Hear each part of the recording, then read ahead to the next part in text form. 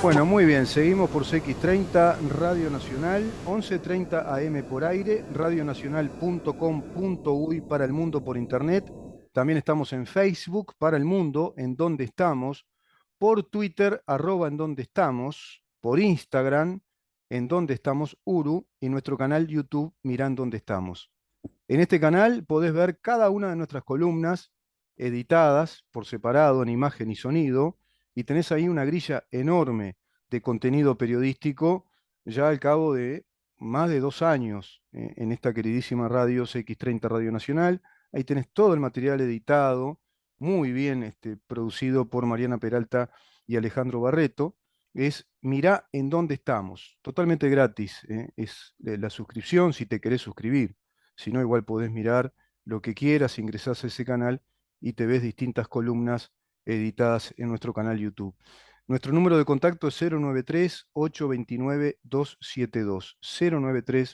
093-829-272. No podemos establecer contacto con Álvaro Alfonso. Habíamos coordinado con él una nota para el día de hoy, y está ocupada su línea telefónica. Tenemos un comentario de uno de nuestros asesores letrados del programa, queridísimo amigo, que me hace una especie de corrección. Me dice: mirá, Rubén, que los sindicatos no solo están, no se establecen solo para el reclamo del salario o del incumplimiento del empleador en el pago del salario. Para eso hay una vía también judicial. Bueno, eso lo explicamos hoy al aire. Hay una vía judicial para hacer un reclamo por el impago de salarios, por el no cumplimiento de las obligaciones del empleador para con el empleado. Y la organización sindical, que puede ser más o menos espontánea, puede ser estable en el tiempo, puede estar muy consolidada, puede tener personería jurídica, puede no tenerla. Podemos plantearnos un sistema sindical de sindicatos por empresa, que cuando el mercado crece, cuando la economía de un país crece, de algún modo lo va exigiendo. Es el mercado el que va ubicando las necesidades y la satisfacción de esas necesidades, y las relaciones de trabajo son relaciones contractuales que obedecen a esa autonomía de la voluntad de la que hablamos con el doctor Menéndez hace un rato. Es una libre disposición de las partes a establecer una relación, y en este caso de trabajo. Por lo tanto, cada una de las partes, a través de ese contrato, se obliga al cumplimiento. Se obliga al cumplimiento de ciertas cosas. El trabajador a cumplir con su trabajo, con su rol laboral, pero también a obedecer esa relación de subordinación que pasa a integrar o a tener ese trabajador para con la empresa, para con su empleador, y deberá también subordinarse a los estatutos que organizan las actividades de esa empresa y que estructuran u organizan también las distintas oficinas, los distintos destacamentos, o si vos querés, órganos que tiene esa empresa. Si la empresa tiene un estatuto escrito, elaborado, que también deberá conocer el trabajador cuando se integra a esa empresa o esa fuente de trabajo. Por lo tanto, es una relación de subordinación, asumiendo la responsabilidad de cumplir con el horario de trabajo, con el rol laboral, con la calidad de trabajo que la empresa le exige, y la empresa debe cumplir con el pago puntual de su salario, si es mensual, si es quincenal, el pago de ciertos saberes, de otros saberes, como compensaciones, estímulos, el salario vacacional, por supuesto, que le corresponde, el aguinaldo, y cumplir con las calidades laborales que la empresa también asume como responsabilidad.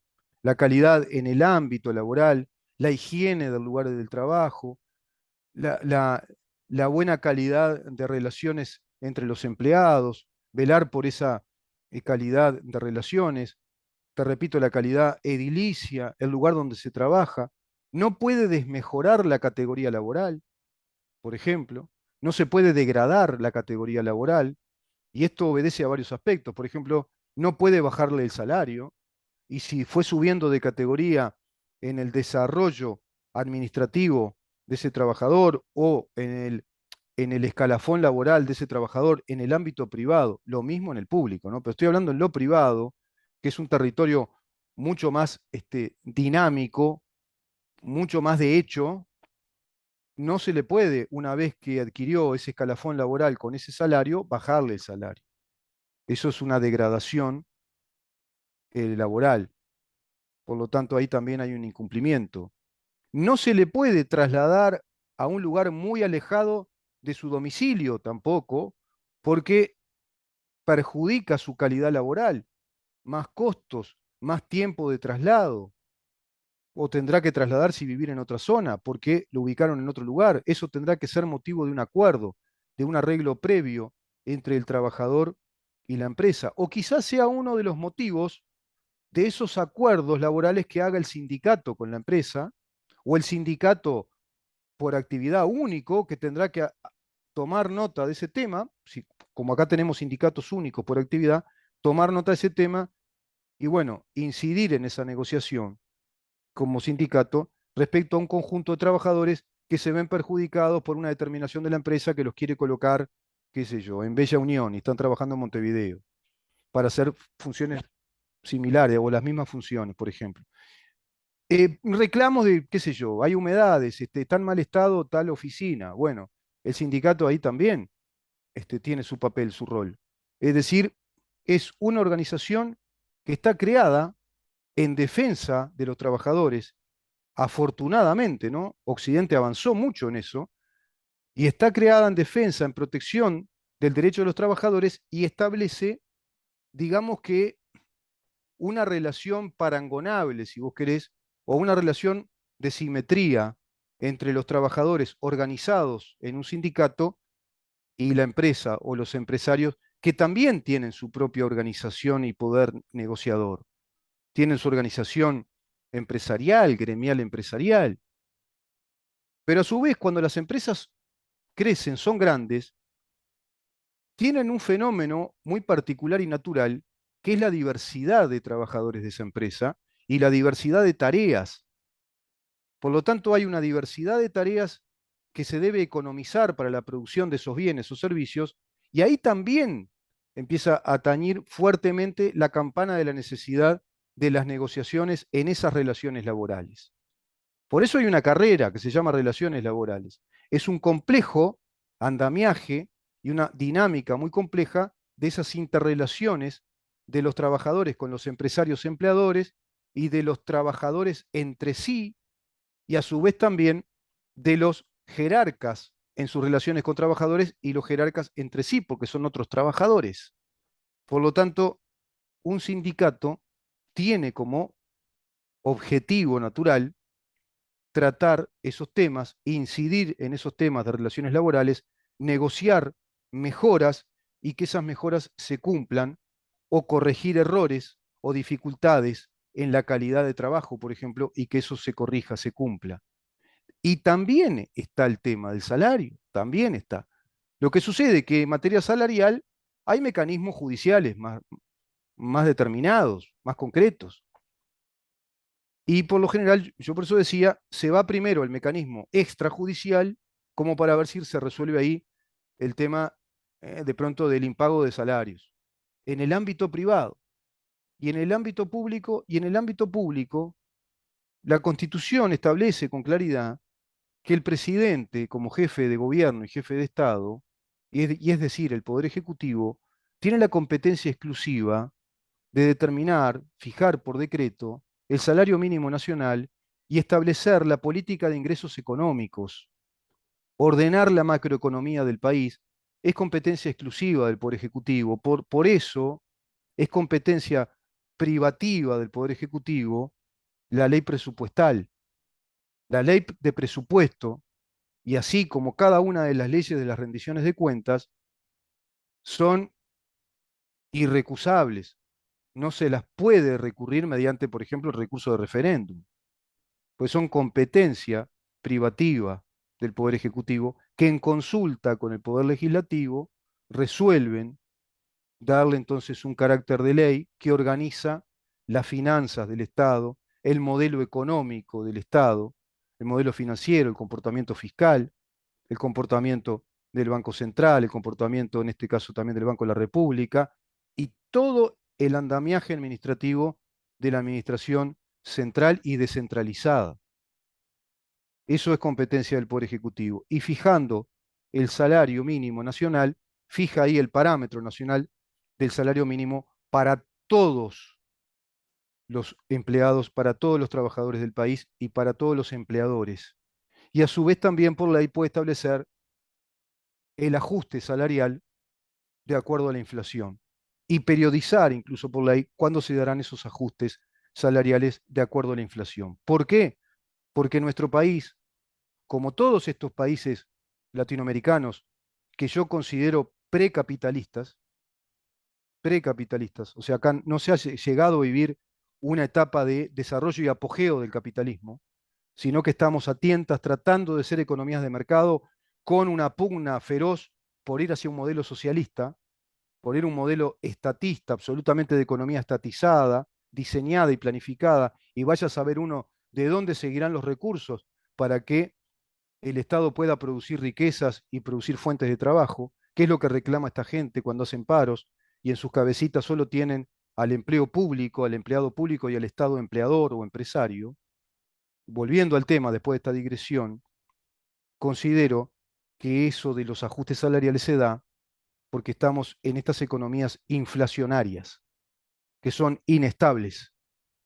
No es un grave problema para los países desarrollados que ahora lo viven coyunturalmente por este problema gravísimo que fue la pandemia, 2 años, y luego esta guerra con esta invasión de Rusia a Ucrania, que vino para quedarse y a complejizarse, y a complejizar un montón de aspectos en materia de energía, donde hay una reconversión de la matriz energética de los países europeos que va a llevar un tiempo, que hay un parate en un montón de mercados, que hay sanciones económicas a un país productor como es Rusia de alimentos en gran escala y de energía como también de minerales, pero que se ve afectado un país también productor en gran escala, abastecedor de alimentos para Europa en un 30-35% y también de minerales y de metales como lo es Ucrania. Eso afecta enormemente al mundo, pero a su vez agregale los presupuestos de guerra que se van dando. Esos presupuestos de guerra ya empiezan a indicarnos otras economías, otras orientaciones de los recursos económicos de los estados poderosos.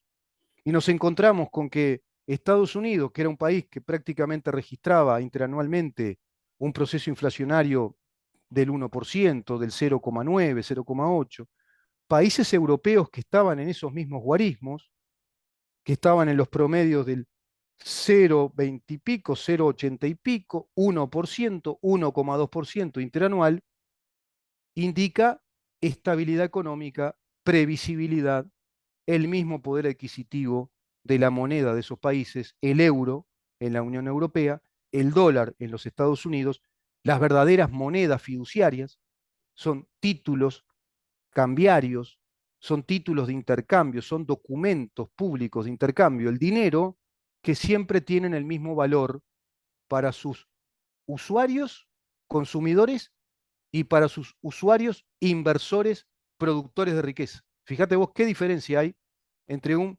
modelo de mercado y de capitalización que funcione desarrollado y estos modelos que suponen o simulan ser una economía de mercado con monedas nacionales, con dinero, que en verdad no es tal, es demasiado inestable, no tiene un poder adquisitivo que permanece en el tiempo, no nos da estabilidad ni a los productores, ni a los inversores, ni a los consumidores. Por lo tanto, el salario se ve muy afectado todo el tiempo y ahí tenés que tener una ley que también determine los ajustes salariales. Eso lo hace el gobierno, pero lo va haciendo a través de un sistema vinculado a un sindicalismo estructurado sobre la base de reglamentos de negociaciones colectivas que luego se llevan a la homologación desde el Poder Ejecutivo de acuerdo a lo negociado en materia salarial, en materia de ajustes salariales y en otros aspectos vinculados a las relaciones laborales. Y eso queda establecido, determinado, con fuerza de ley a nivel general, afectando a todas las empresas que están integradas en esa negociación colectiva con Consejo de Salarios, de acuerdo a lo que negociaron esos sindicatos únicos por rama de actividad económica con el gobierno. Ese modelo atenta fuertemente, violentamente, contra la posibilidad de un sindicalismo libre, plural, con relaciones que sean relaciones laborales sinceradas por el mercado, determinadas por la necesidad obvia y natural del mercado en el aspecto de la actividad privada o en el orden de la actividad privada. Y en el orden del Estado, quizá habría que ver un modelo, según las circunstancias, pueda ser híbrido o no, donde en algunos casos sean necesarios los consejos de salarios, en algunos casos sea necesaria la negociación colectiva sin el consejo de salarios, sin ese dispositivo final, pero eso jamás se habló. El gobierno no lo plantea como voluntad de gobierno. Eso lo tendría que haber planteado al inicio y se lo pudo haber resuelto de modo más simple, mediante un decreto presidencial que, estableciendo la competencia exclusiva del Poder Ejecutivo de establecer el orden de los ingresos económicos, el mecanismo de los ingresos económicos y los recursos económicos del país, el ordenamiento de las finanzas, de la política fiscal, el ordenamiento macroeconómico del país, por ese decreto que luego lo convertiría en ley, se determinaba el desligarse o desactivar el mecanismo de las negociaciones colectivas con los consejos de salario. Y ahí se abría la cancha, se abría el panorama a una verdadera libertad sindical en beneficio de los trabajadores. Porque yo soy un profundo defensor del sindicalismo. Pero claro, cuando uno habla así parece que es todo lo contrario. Es el cavernícola fascista que no quiere a los trabajadores. No, no, todo lo contrario. Quiero que los trabajadores estén representados por organizaciones sindicales profesionales, técnicas, ajustadas a derecho y que estén determinadas en el objetivo claro de defender, proteger y negociar la calidad de trabajo de los trabajadores reunidos en esos sindicatos y velar siempre por la estabilidad laboral, pero también colaborando, cooperando con la fuente de trabajo que es la empresa, tratando de conjugar esfuerzos, de llegar a acuerdos, como en toda democracia, que hay puntos de discrepancia, hay discusiones, pero se deberá llegar a un acuerdo razonable desde un mecanismo racional de negociación en lo estrictamente sindical, cumpliéndose con el derecho que la Constitución le otorga a los sindicatos, que es el derecho a la huelga, como la medida de fuerza que está latente, como un derecho que está ahí latente y que se lo puede aplicar, pero que también tienen el derecho a las negociaciones con la empresa, los trabajadores que están trabajando en esa empresa. Y aquellos trabajadores que estén aceptados por el mercado como integrados a un sindicato único, porque el mercado así lo quiere, bueno, también tienen todo el derecho y van a ir por la misma vía, cumpliendo con el objetivo sindical de ajustarse a ese objetivo y a esa actividad, y no desnaturalizar los sindicatos y usarlos como fuerzas políticas de choque contra un gobierno, como está pasando en el país, organizando paros generales, organizando campañas de referéndum, como lo hicieron, hablando políticamente, planteando cosas, como decía el doctor Menéndez, desde un sindicato militar por, porque no se dé la tenencia compartida, por ejemplo, o que sindicatos que no tienen nada que ver con determinadas materias militan por esa materia. ¿Qué tendrá que ver el sindicato de los siderúrgicos o el sindicato del vidrio o el sindicato de la construcción con militar por las ideologías de género? Por ejemplo, se va desnaturalizando y se desnaturalizó totalmente la función, el objetivo sindical en nuestro país. Se desnaturalizó el objetivo y la práctica sindical blindada, cobijada por esa connivencia, ese pacto de poder, yo visualizo así, entre el sistema político de gobierno y el sistema sindical, desde esa federación sindical llamada PIT-CNT, que reúne a todos los sindicatos únicos por actividad, conjugando una gran fuerza de peso político, de negociación pero política y de extorsión política para con el gobierno establecido, para con el gobierno de turno. Esa es la dinámica que yo veo se va dando en nuestro país. Es una dinámica extraña, ajena a una democracia. No es una dinámica propia de un sistema sindical y de relaciones laborales para un país que pretenda desarrollarse económicamente y consagrar los derechos individuales, los derechos empresariales, los derechos de los trabajadores y conjugar armoniosamente todas esas naturales diferencias, dificultades, discrepancias que plantea precisamente la selvática dinámica de una sociedad de mercado, de una economía capitalista. Pero de todo esto no se habla, se desnaturalizan las cosas y hasta terminamos hablando del derecho sindical de chiquilines de secundaria. Vamos a una pausa y continuamos.